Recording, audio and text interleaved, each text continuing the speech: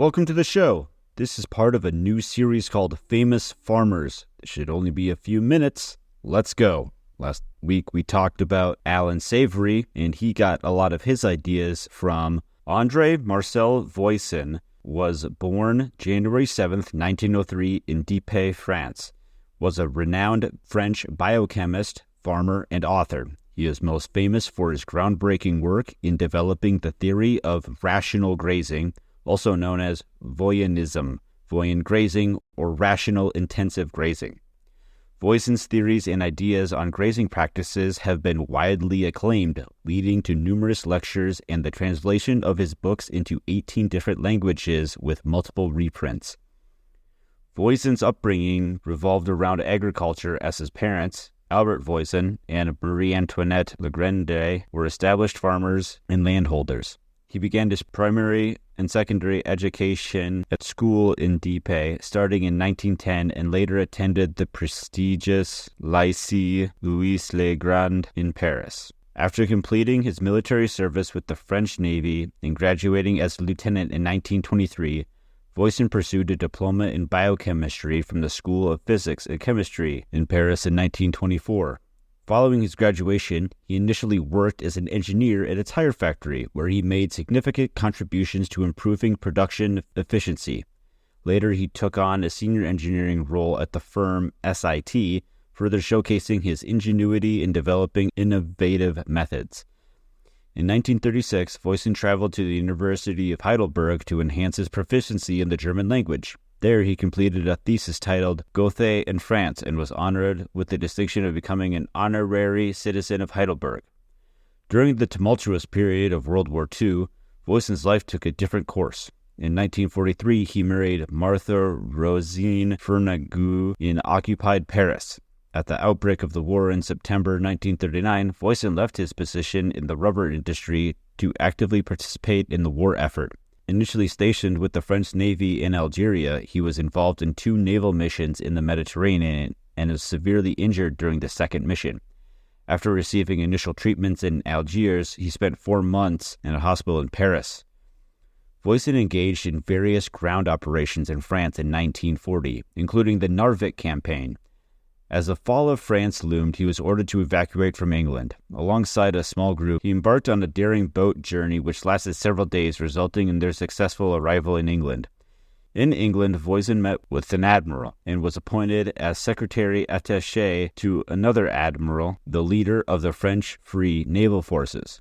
In October 1940, Voisin returned to his family farm, Les Talus, and located in a 320-acre estate in Gruchet, south of Acret-la-Bastille in occupied France.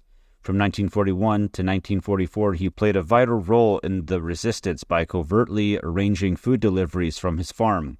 Additionally, he worked as a translator for the mayor and his dealings with Nazi occupiers. In an act of bravery and compassion, Voisin successfully advocated for the pardon of a farmer who was facing execution by firing squad in March 1943. After the liberation of Paris in August 1944, Voisin entrusted the care of Litau with his wife and traveled to Paris to meet with an admiral. He was assigned to a regiment of Marine Infantry and participated in various campaigns with the Free French forces, notably the intense but short-lived battle in October. Voisin sustained injuries once again, but this time in Benfeld. In 1946, Voisin published his memoirs of the war titled A Single Foot on the Earth, based on his war diaries. The book was enriched with illustrations by a commander who was the official Navy artist. Toward the end of 1945, after fulfilling his duty to his country, Voisin returned to Gruchet to pursue his true passion, farming. Voisin found immense satisfaction in observing his cattle graze on the pasture. He began to notice distinct differences between the grazing behavior of cows and the process of mowing and feeding them hay. When a pasture is mown for hay, all the grass is cut at once. However, when cows graze, the pasture is only consumed at the pace they are able to eat. Additionally, when a cow is in a feedlot, it can eat as much as it wants without moving. A cow in a pasture must actively seek out desirable sections of grass and graze it on it bit by bit. These observations led Voisin to realize that existing theories of grazing did not accurately describe the conditions of a grazing animal.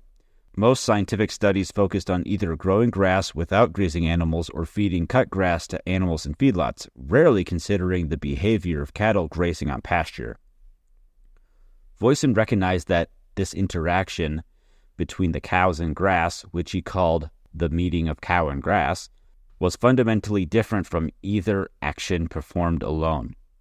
The understanding led Voisin to a critical realization: time played a crucial role.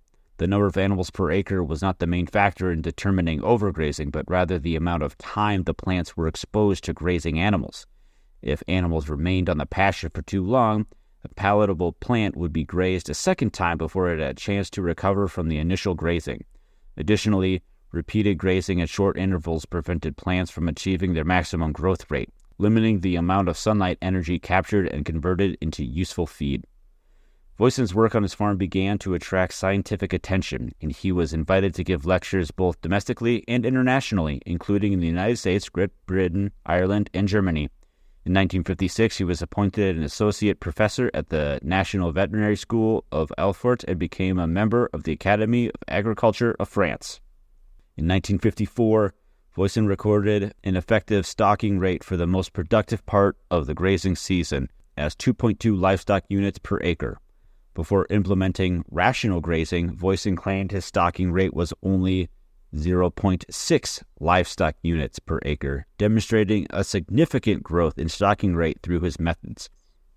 Voisin eventually formulated his 4 laws of rational grazing, which he believed applied universally regardless of soil conditions, climate, altitude, latitude, or longitude. These laws are as follows. First law: a sufficient interval must elapse between 2 successful grazings to allow the grass to accumulate reserves in its roots for vigorous regrowth and produce a high daily yield per acre. Second law: the total occupation period of one paddock should be short enough so that the grass initially grazed on the first day is not cut again by the animal's teeth before they move to another paddock. Third law: animals with higher nutritional requirements should be given access to the greatest quantity of high-quality grass. Fourth law: for optimal milk yields, a cow should not stay on the same paddock for more than 3 days. Maximum yields can be achieved when a cow is kept on a paddock for only 1 day. These laws formed the foundation of Voisin's approach to rational grazing and represented his findings based on extensive observation and experimentation.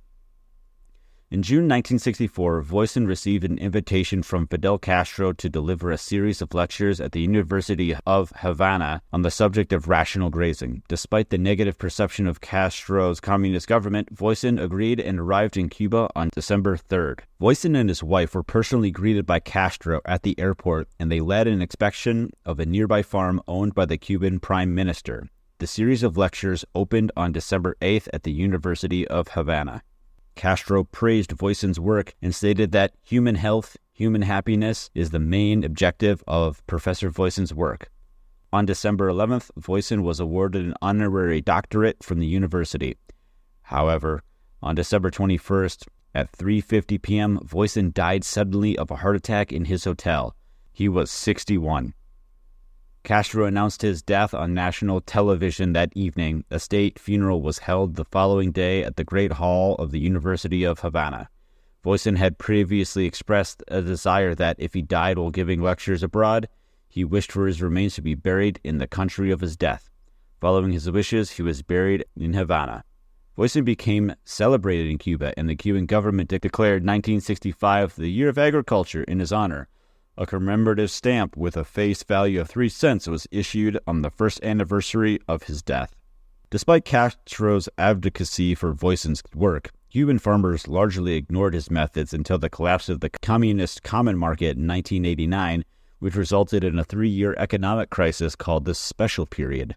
The loss of Soviet energy and chemical imports called for a transition to organic and skill-intensive agroecological models based on the principles of Voisinism.